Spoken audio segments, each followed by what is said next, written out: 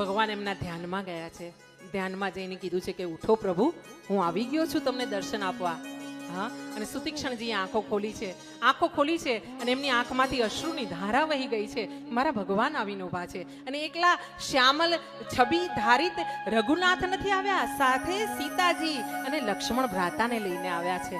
અહો ભાગ્ય મારા. પણ પ્રભુ, મારા દર્શન આ પૂર્ણ નથી. કેમ? રામજીએ પૂછ્યું.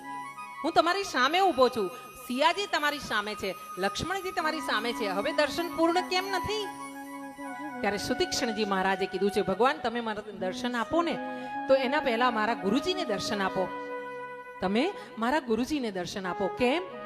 ગુરુ ગોવિંદ દોનો ખડે કાકો લાગુ પાય, બલિહારી ગુરુ મહારાજ કી કે જીને ગોવિંદ દીનો બતાય. એક નાનકડો આમથો બાળક હતો ને, ત્યારથી મારા ગુરુની સેવા કરતો હતો ને એમણે મને સમજાવ્યું હતું કે રામજી આવશે, રઘુનાથ આવશે, તને દર્શન દેશે. અને એમણે મને જ્યારે ગુસ્સે થઈને કાઢી મૂક્યો ને, ત્યારે એમનો ગુસ્સો નહોતો, એમનો પ્રેમ હતો કે હું વનમાં જાઉં, નામ સ્મરણ કરું તો મને રામજી મળે.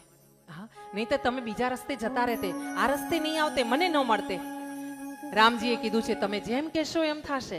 હા, ભગત કે બસ મેં હે ભગવાન, ભગત બિના કુછ નહીં હે, ભગત હે ઇસકે પ્રાણ, ભગત કે બસ મેં હે ભગવાન. અને અહીંયા એવું બન્યું છે, મહારાજ દર્શન કરજો.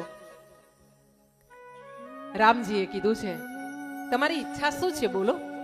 ત્યારે સુતીક્ષણજીએ બે હાથ જોડીને કીધું છે, દંડવત કરીને, પ્રભુ હે કૌશલ્યા નંદન, હે સિયાપતિ રામ, જો તમે મારા પર ખુશ થયા હોય ને, તો પ્રભુ મારા ગુરુદેવને દર્શન આપવા માટે ચાલો એમની આશ્રમની કુટિયાત સુધી. રામજી જતા હતા પૂર્વ તરફ, હા, અને એમને લઈ ગયા ઉત્તર તરફ. હા, આ રીતે સુતીક્ષણજી મહારાજ અગસ્ત્ય મુનિના આશ્રમે આવીને ઊભા છે. કુટિયાની બહાર આવીને એમણે અવાજ આપ્યો છે, ગુરુ મહારાજ, ગુરુ મહારાજ, હું આવી ગયો બાપા. એટલે ગુરુજી અંદરથી અગસ્ત્ય મુનિએ અવાજ કરીને કીધું છે, આવી ગયો, હું જાણું છું તને, પણ એકલો નો આવતો. હો, એમ નો આવતો. મારા ભગવાનને લઈને આવે ને તો જ આવજે, આશ્રમમાં તો જ પગલું મૂકજે તારું, નહીતર ખબરદાર. અને મહારાજ દર્શન કરજો.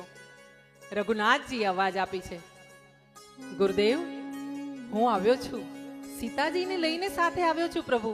અને અગસ્ત્ય મુનિ પોતાના પૂજનમાંથી ઊભા થયા છે, આસનમાંથી દોડતા ગયા છે અને દંડવત કરીને રઘુનાથના ચરણોમાં પડી ગયા છે અને પ્રણામ કરીને પોતાના અશ્રુના એ વહેવા લાગ્યા એવા ધારથી પોતે રઘુનાથના ચરણોને પખાડી દીધા છે.